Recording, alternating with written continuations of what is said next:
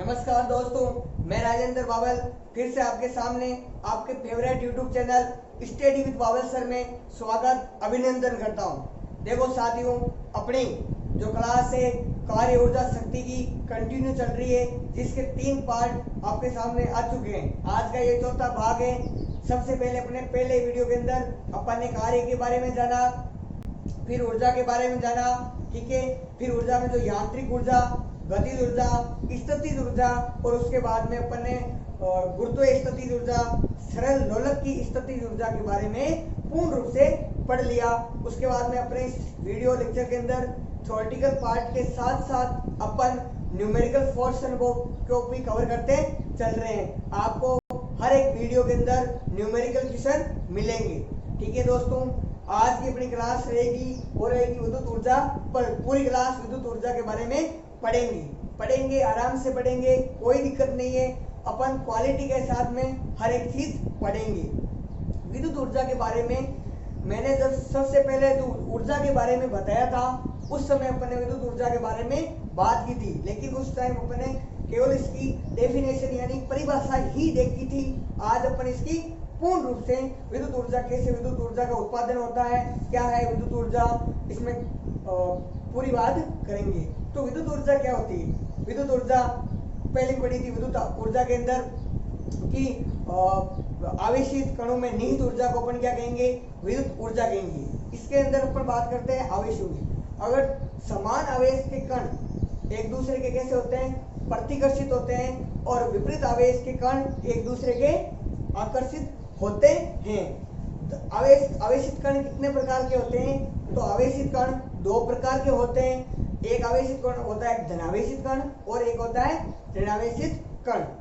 और विद्युत ऊर्जा के बारे में नॉर्मल अपन सब लोग जानते हैं कि जैसे अपने घरों में चलने वाली जो भी सारी युक्ति हैं, जैसे पंखा है, इस्त्री है, रोड है, ये सारी विद्युत ऊर्जा से चलने वाले हैं, ठीक है। तो अपन बात करते हैं विद्युत ऊर्जा के बारे में। आवेशित कणों में निहित ऊर्जा को आवेशित कणों में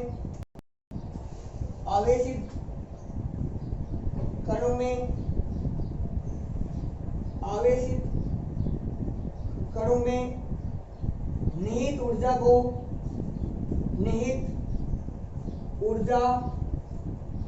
को विद्युत ऊर्जा कहते हैं। विद्युत ऊर्जा कहते हैं। इसके बाद अपन बात करते हैं कि समान आवेशित कण एक दूसरे के प्रतिकर्षित होते हैं। समान आवेशित कण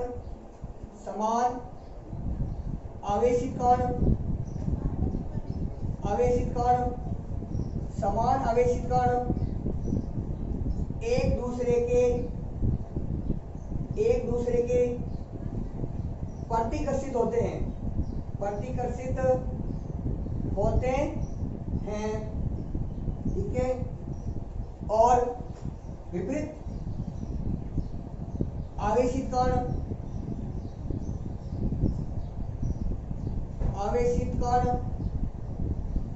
एक दूसरे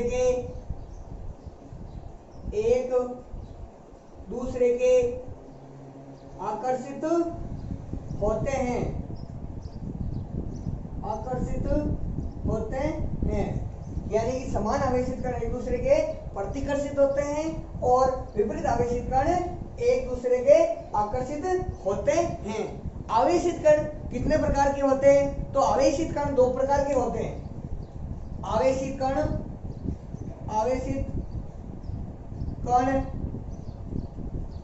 2 प्रकार के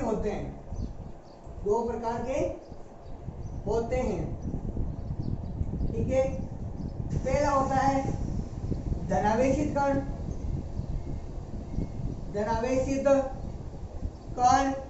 दूसरा होता है ऋणावेशित कण। धनावेशित कण में क्या होता है? धनावेशित कण की अगर बात करें तो धनावेशित कण में क्या होता है कि इस कण पर विद्युत क्षेत्र की दिशा है वो बाहर की ओर होती है। जैसे मान लो ये क्या है? धनावेशित कण है। इसकी अगर बात करते हैं अपन धनावेशित कण की, तो धनावेशित के अंदर क्या होता है? मान लो ये धनावेशित कण है, इसमें विद्युत क्षेत्र की दिशा कैसे होगी? बाहर की ओर होगी। इसमें विद्युत क्षेत्र की दिशा इस प्रकार होगी। ये क्या है? विद्युत क्षेत्र की दिशा है। ये विद्युत क्षेत्र की दिशा है, तो इसमें अपन आराम से लिख सकते हैं कि इस कण पर विद्युत क्षेत्र की दिशा, इस कण पर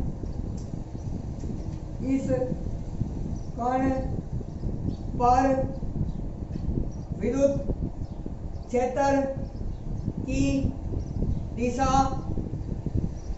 बाहर की ओर होती है, बाहर की ओर होती है। धनावेशित कण में क्या होता है, विद्युत क्षेत्र की दिशा बाहर की ओर होती है। लेकिन जो अपना ऋणावेशित कण है, अगर अपन इस कण की बात करते हैं तो इस कण में क्या होती है, विद्युत क्षेत्र की जो दिशा होती है वो कण पर ही रहती है, विद्युत क्षेत्र की दिशा कण पर ही रहती है। इसकी दिशा इस प्रकार होगी, इसको अपन इस प्रकार डिनोट करेंगे, ठीक है। तो आप आराम से लिख सकते हो इसके अंदर कि इस प्रकार इस कण पर विद्युत क्षेत्र की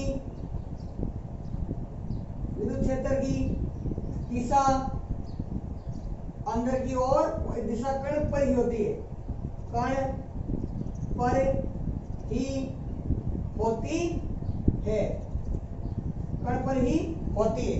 ये होते हैं दो प्रकार के अपने आवेशित कण, एक होता है धनावेशित कण, एक होता है ऋणावेशित कण। देखो दोस्तों, 1837 के अंदर एक अपने वैज्ञानिक आए गए थे, माइकल फेराडे। 1837 के अंदर 1837 के अंदर कौन आए थे, एक माइकल फेराडे वैज्ञानिक आए थे, जिन्होंने विद्युत जनित्र की खोज की थी। माइकल फेराडे ने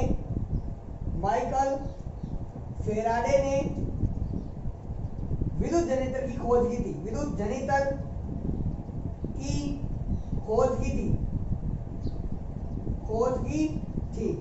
ये जनित्र कुछ अलग नहीं है, अपन लोगों ने सबने देखा है, एक जनरेटर होता है जो प्रतिष्ठानों में, बड़ी बड़ी दुकानों में या मॉलों के बाहर लगा रहता है, ठीक है।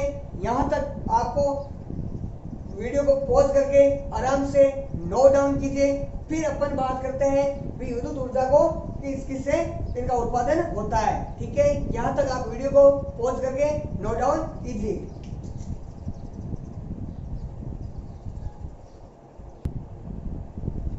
इसके बाद हम बढ़ते हैं, वर्तमान में विभिन्न प्रकार के संयंत्रों के माध्यम से विद्युत ऊर्जा प्राप्त करते हैं। जैसे क्या है, अपने को जो मान लो, जैसे अपन विद्युत ऊर्जा किन किन माध्यमों से प्राप्त करते हैं, तो सबसे पहले अपन बात करते हैं, मान लो कोयला संयंत्र की। सबसे पहले एक डायग्राम देखो आप, इसके अंदर क्या है, मान लो कोयला दहन है, नाभिकीय या सौर ऊष्मा संयंत्र है।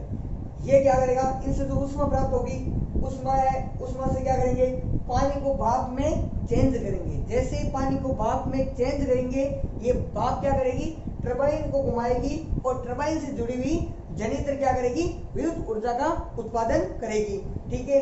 फिर ये क्या, शीतलक का काम क्या है, जैसे यहाँ से भाप से कुछ एक तो ऊर्जा क्या निकल जाती है, इस टरबाइन या जनित्र पर निकल जाती है, और कुछ क्या हो जाती है, इस भाप की ओर, शीतलक की ओर आती है, और ये शीतलक क्या करता है, वापस इस भाप को पानी में चेंज करता है, और ये एक चक्रव्यूह है, ये क्या करता है, रूटीन में चलता रहता है।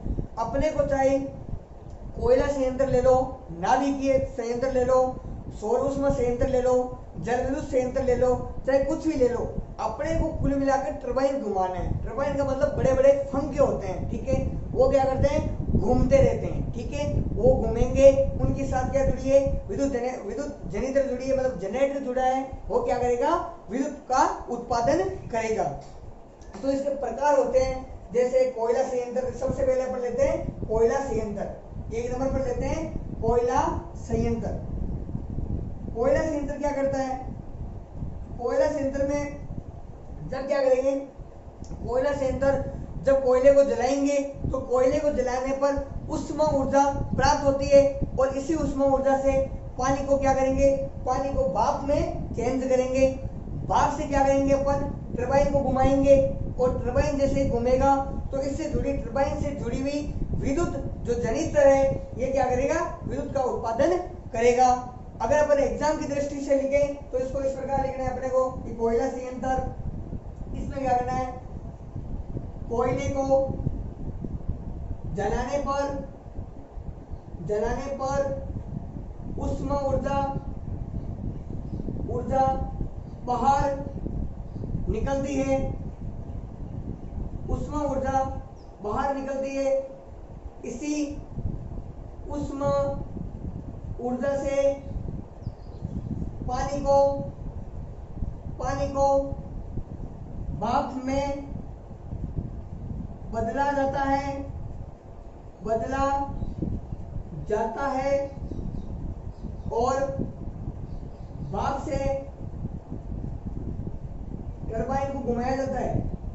टरबाइन को घुमाया जाता है और इसी टरबाइन से जुड़ी जनरेटर से विद्युत उत्पादन होता है।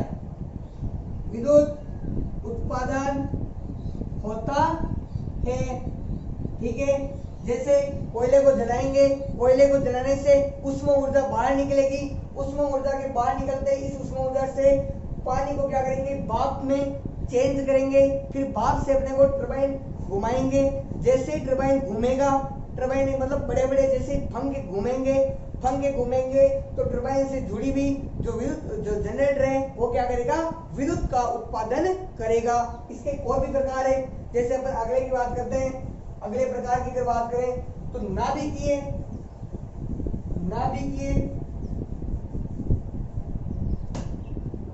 नाभिकीय इसके बाद हम बात करते हैं जल विद्युत संयंत्र। जल विद्युत संयंत्र क्या होता है? जल विद्युत संयंत्र के अंदर होता है कि जो बड़े बड़े बांध मतलब पानी को क्या करते हैं, बड़े बड़े बांधों में स्टोर कर लेते हैं। मतलब कि पानी की स्थितिज ऊर्जा का मान बढ़ा देते हैं। जैसे ही स्थितिज ऊर्जा का मान बढ़ाएंगे, इसी ऊर्जा से पानी को गतिज ऊर्जा में क्या करेंगे, बदलेंगे और गतिज ऊर्जा में बदलकर टरबाइन को घुमाएंगे और टरबाइन से जुड़ी हुई जनरेटर क्या करेगा, विद्युत उत्पादन करेगा। तो इस प्रकार के संयंत्रों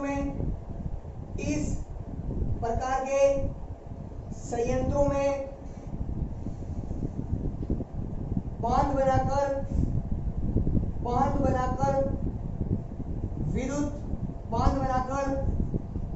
पानी की स्थितिज ऊर्जा का मान बढ़ाया जाता है।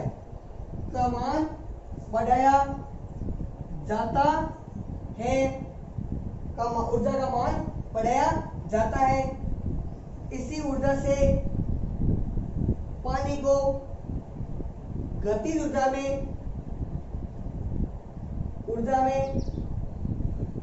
बदलकर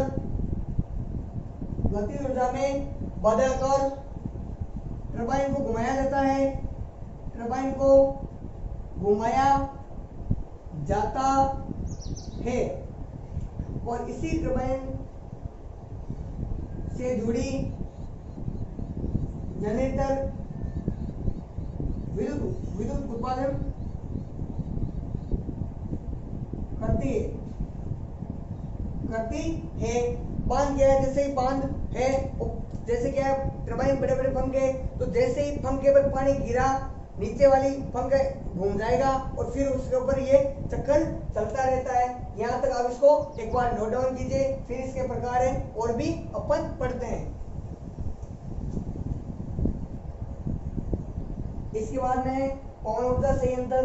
पवन ऊर्जा संयंत्र क्या है, ये क्या करेंगे, पवन चक्की में ये हवा से क्या करेंगे, हवा की गतिज ऊर्जा से टरबाइन को घुमाएंगे। मतलब हवा से क्या करेंगे, उस टरबाइन को घुमाएंगे और टरबाइन को घुमाएंगे तो टरबाइन को घुमाने पर हमारे को विद्युत उत्पन्न किया जाता है। ठीक है।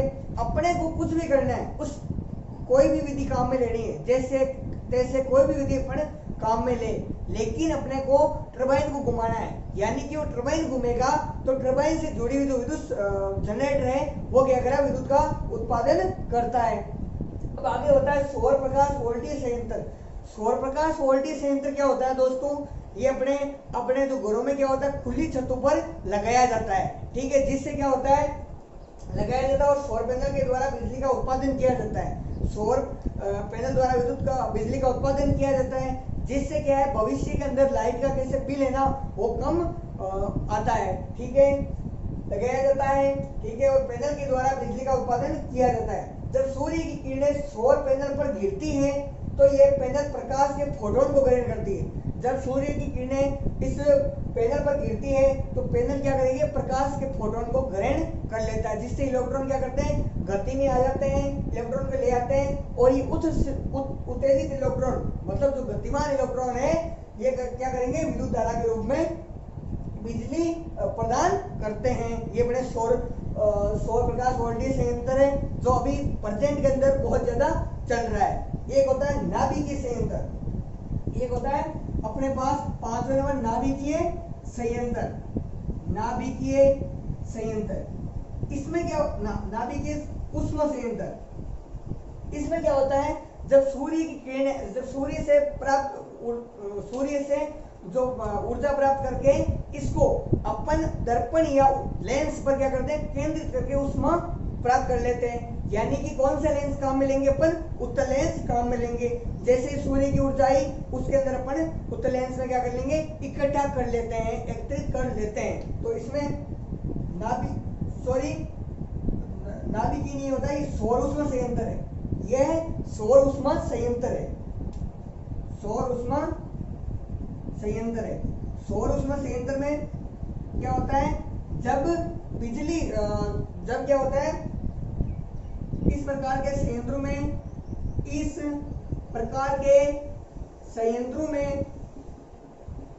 सूर्य से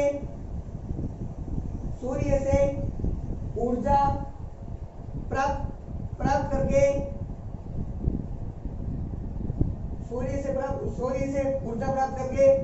उसे दर्पण या लेंस की सहायता से केंद्रित करके ऊष्मा प्राप्त करते हैं और यह ऊष्मा भाप से टरबाइन को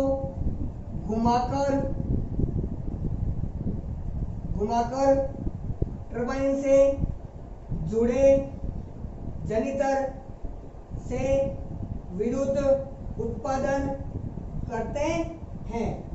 इसके अंदर क्या होता है, सौर ऊष्मा संयंत्र में जो सूर्य की ऊर्जा होती है, सूर्य की ऊर्जा को क्या करेंगे, अपन केंद्रित कर लेंगे लेंस या दर्पण की सहायता से और उसके बाद में अपन दर्पण या लेंस की सहायता से केंद्रित करके ऊष्मा प्राप्त करते हैं।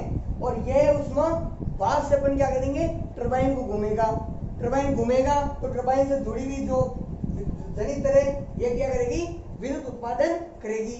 यहाँ तक आप एक बार नोट डाउन कीजिए। इसके बाद में अपन बात करते हैं, इसका एक प्रकार है नाभिकीय संयंत्र और नाभिकीय संयंत्र के बाद में अपन चलेंगे जो विद्युत के कुछ उदाहरण हैं और इसके बाद में अपन कुछ न्यूमेरिकल क्वेश्चन करेंगे। जब तक आप यहाँ तक इसको एक बार नोट डाउन कीजिए। अब बात करते हैं अपन नाभिकीय संयंत्र। ये क्या अपना छठा प्रकार है। ठीक है, इस प्रकार के संयंत्रों में क्या होता है, इस प्रकार के संयंत्रों में नाभिकीय किरणों से प्राप्त ऊष्मा ऊर्जा से पानी को क्या करेंगे, भाप में बदलेंगे।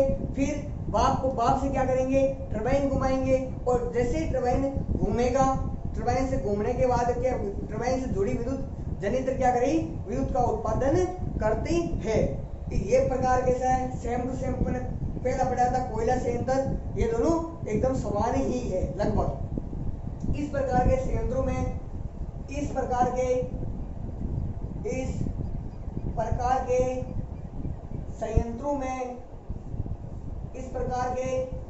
संयंत्रों में नाभिकीय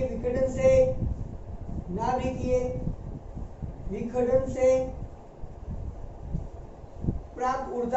प्राप्त ऊष्मा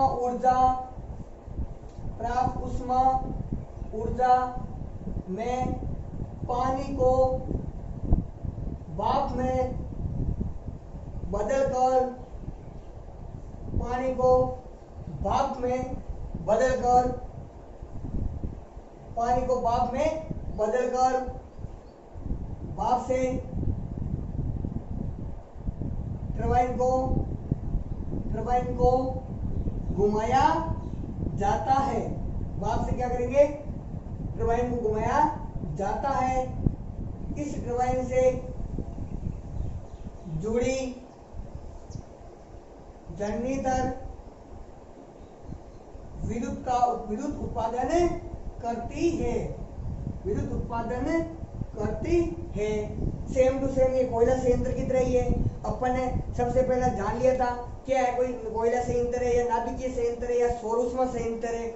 उसको क्या करेंगे, इसमें क्या करेंगे, पानी होता है, पानी को क्या करेंगे अपन भाप में बदलेंगे और भाप से अपने को टरबाइन घुमाएंगे और जैसे टरबाइन घूमेगा, टरबाइन के घूमने के बाद में वो जो जनित्र है उससे अपन विद्युत का उत्पादन करते हैं और फिर ये रोटेशन चलता रहता है। वो एक शीतलक लगा होता है, अभी डायग्राम में देखा था अपने चित्र के अंदर। शीतलक क्या करता है, वापस भाप को पानी में परिवर्तित करता है या चेंज करता है। इसी प्रकार ये रोटेशन चलता है।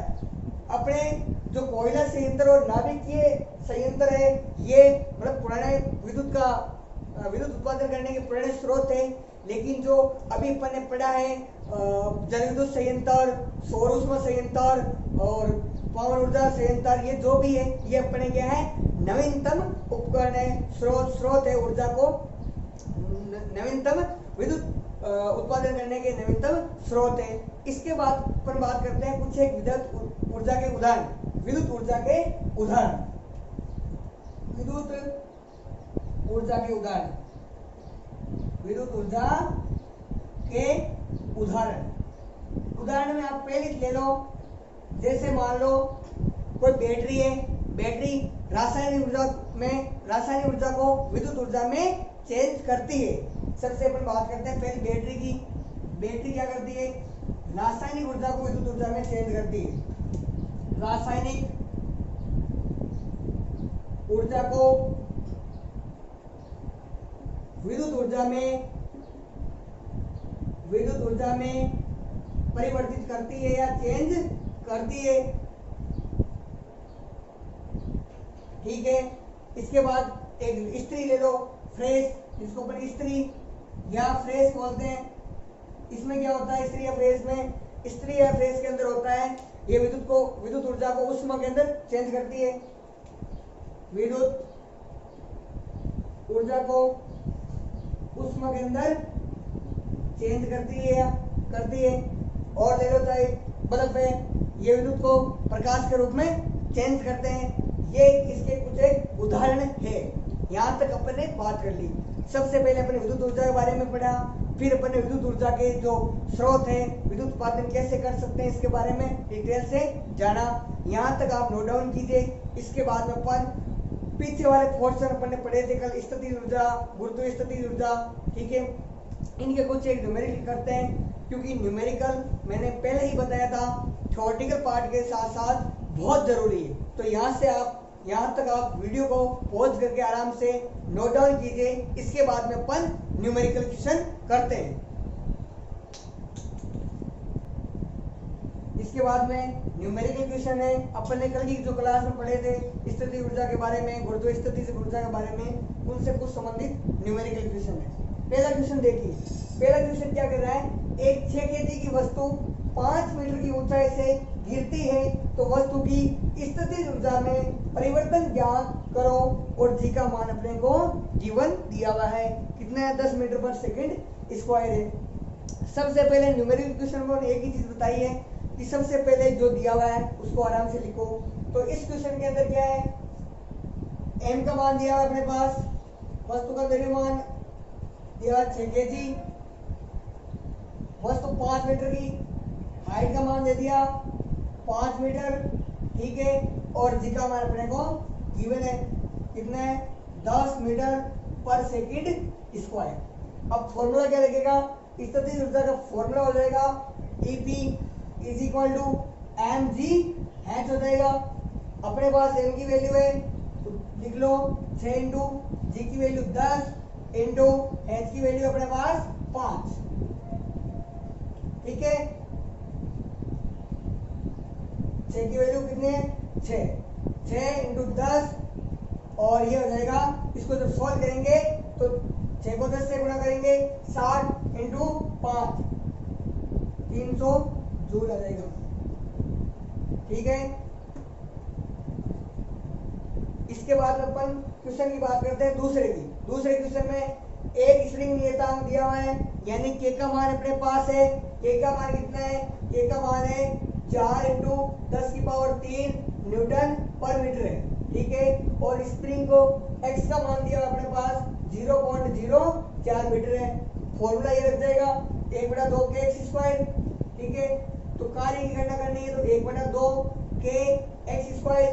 के की वैल्यू क्या करते हैं, पुट करते हैं 1/2 गुणा 4 इंटू 10 की पावर 3 गुणा 0.04 का स्क्वायर कर देंगे।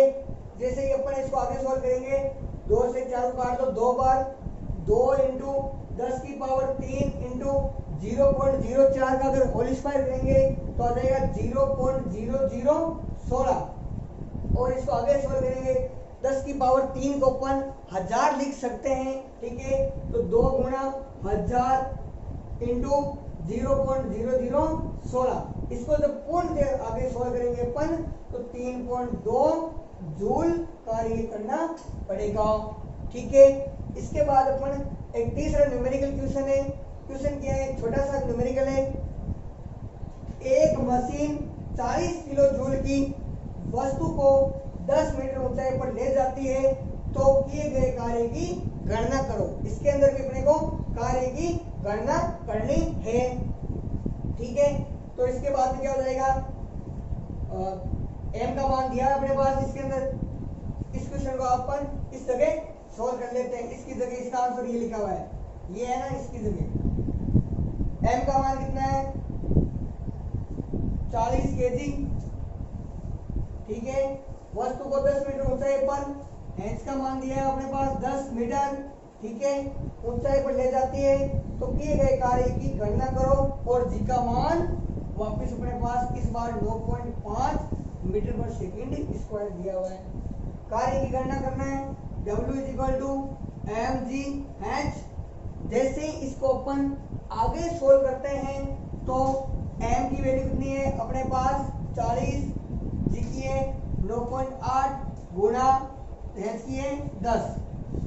जैसे ही इस पॉइंट को मैं हटाऊंगा नीचे 10 आ जाएगा और 10 से 10 कैंसिल हो जाएगा।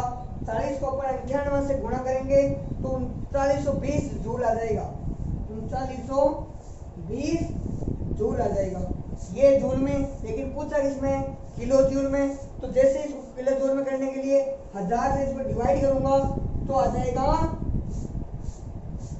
3.92 किलो जूल। यहां तक आप न्यूमेरिकल को आराम से अपनी कॉपी में नोट डाउन कीजिए। इन क्वेश्चनों में अपन ने बात की है, जो भी क्वेश्चन है उसको आराम से आप पुटअप करो, उसकी लैंग्वेज को पढ़ो। अगर लैंग्वेज में कोई दिक्कत है तो आप फॉर्मूले पे जाओ और फॉर्मूले से अपन इनको आसानी से सॉल्व कर लेते हैं।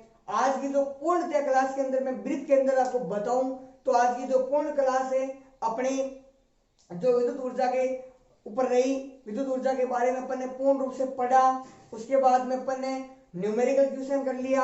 अगर आपको ये क्लास अच्छी लगे तो लाइक करना, शेयर करना और सब्सक्राइब करना। दोस्तों आपको एक बात बता दूं, अगर आप 12th बोर्ड के अंदर आपका कोई भाई बहन है तो उसकी मैथ की जो क्लासें हैं यहाँ इस आपके favourite YouTube channel study with Babal sir के नेम से इन पे मैथ की क्लास कल नैनी सर के द्वारा स्टार्ट कर दी गई है। उस क्लास में बहुत अच्छा पढ़ा रहे हैं, उस क्लास को भी लास्ट तक जरूर देखना। थैंक्स, धन्यवाद, फिर मिलते हैं।